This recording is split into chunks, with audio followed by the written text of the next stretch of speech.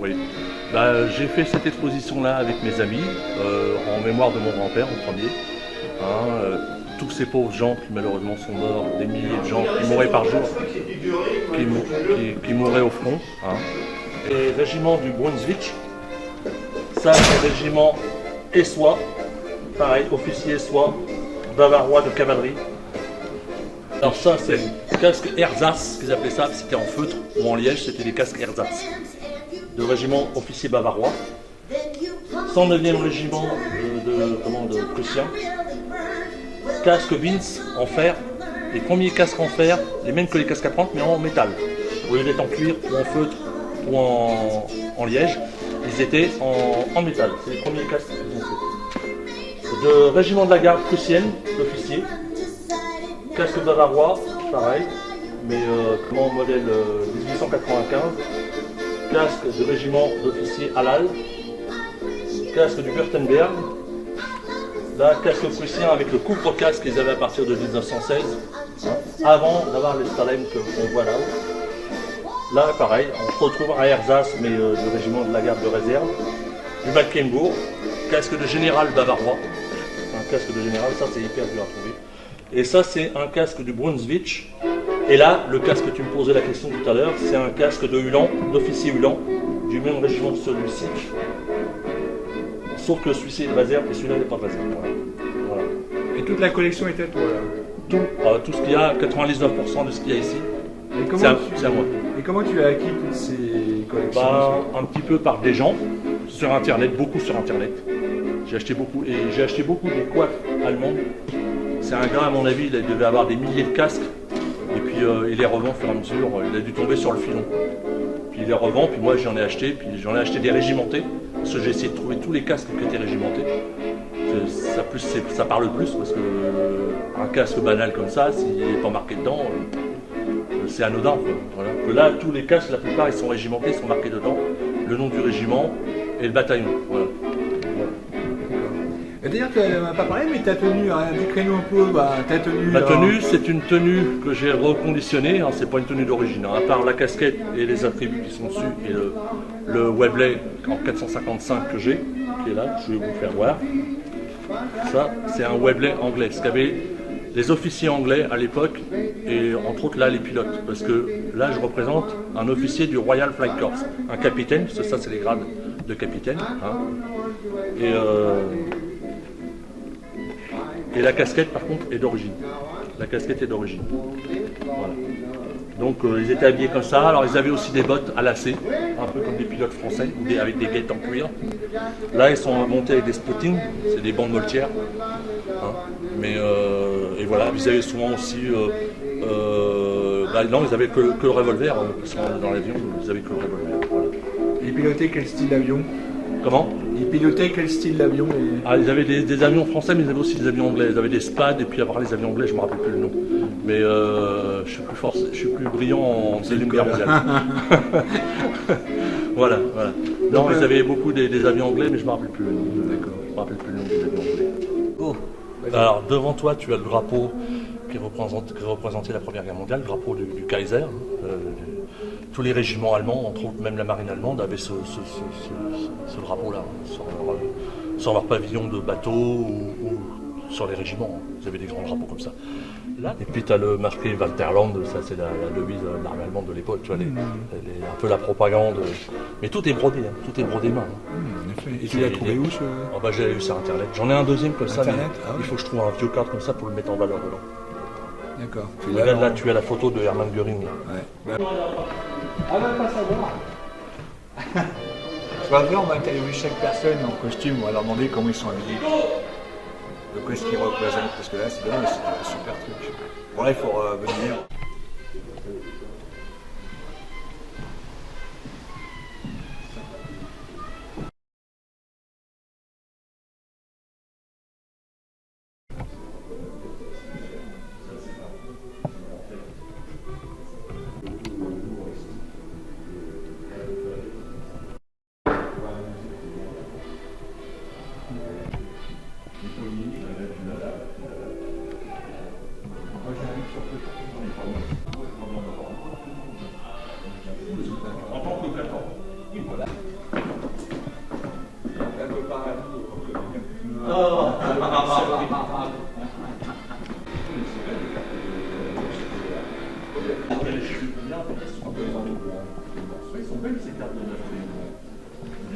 Problème de logement, parce qu'il y avait toujours un bel appart.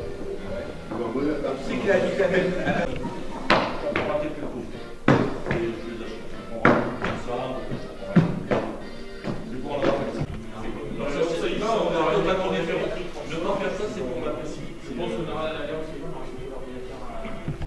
Mais le pétard, bon, moi, je suis pas du mais d'en avoir plus que le pétard.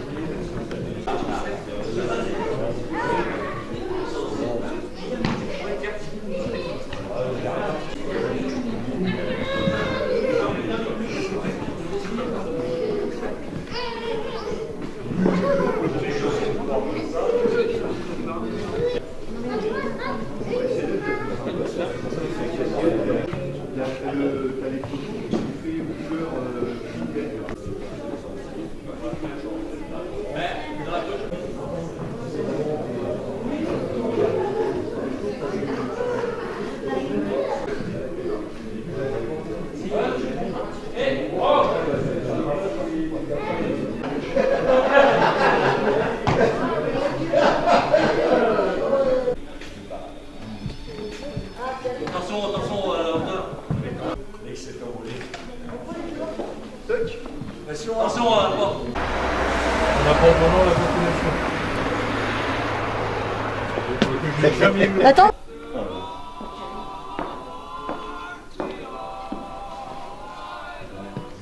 Allez, Kaiser.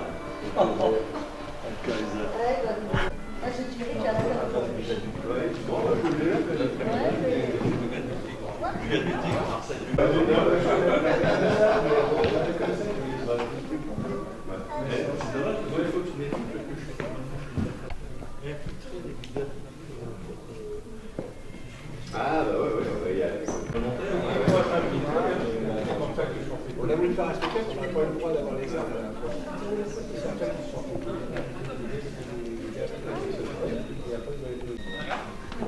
Madame l'évêque, c'était quelqu'un.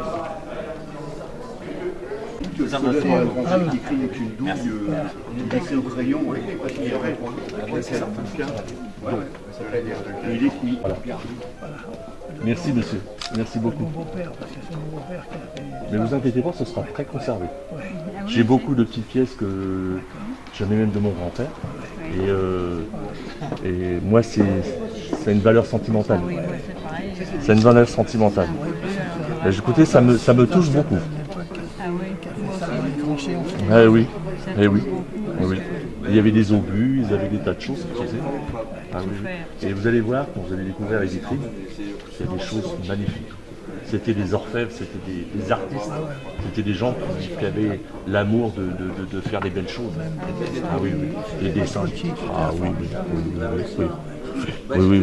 Mais écoutez, je suis très honoré, c'est très gentil de votre gentillesse. Merci beaucoup.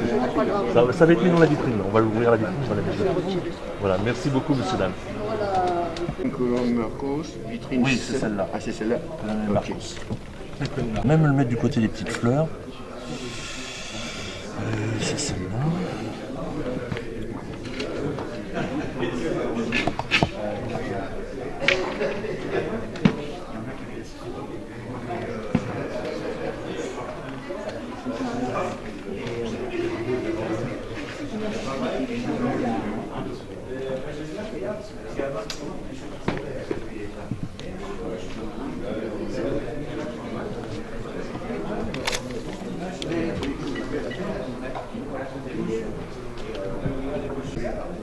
Voilà.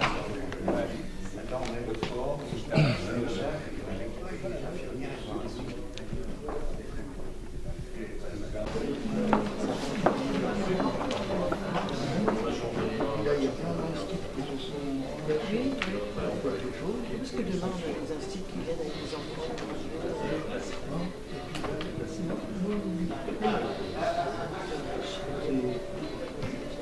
Parce que c'est encore bien d'avoir des...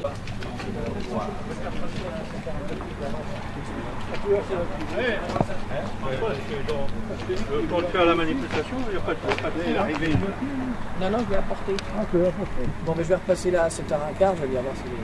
Allez, on y va. Allez, c'est parti. On va faire quelques minutes. Oui.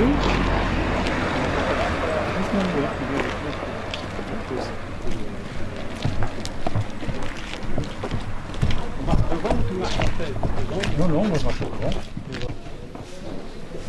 Garde à vous.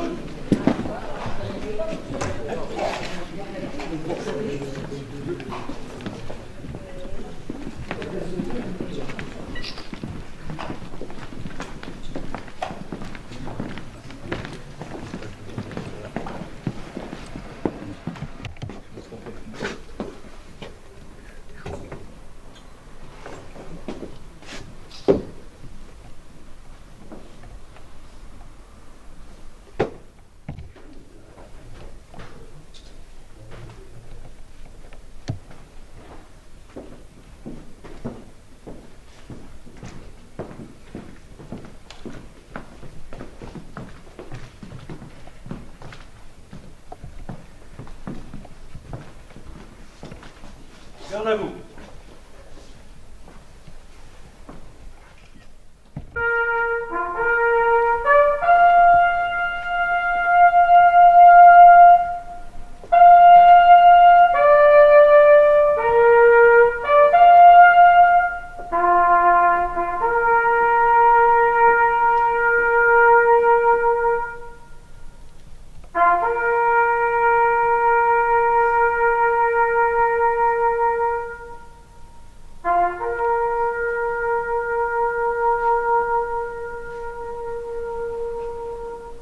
Au drapeau.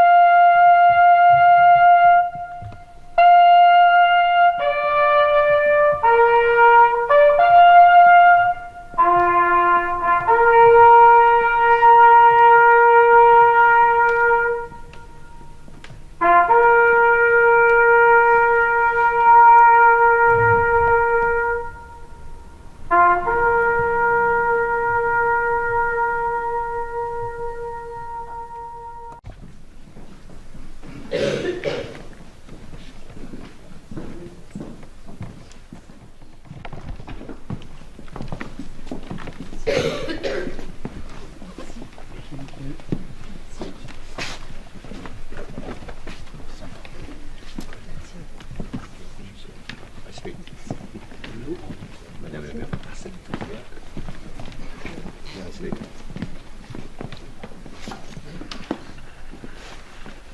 je vous invite demain à être présent à partir de 10h30 pour ceux qui viennent à la, à la réunion de prière. Autrement, à partir de 11h, les cloches de l'église sonneront et la sono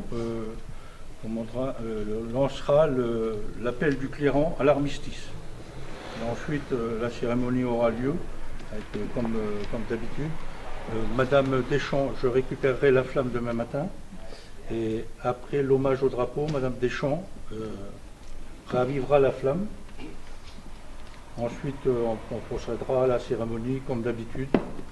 Si malheureusement le temps ne le permet pas, donc avec le président, on déposera les gerbes en même temps que j'amènerai la flamme. Et on reviendra dans cette salle où on fera la cérémonie devant la flamme plutôt que devant le monument. Voilà. Merci d'être venu pour cette cérémonie. Peut-être de l'eau.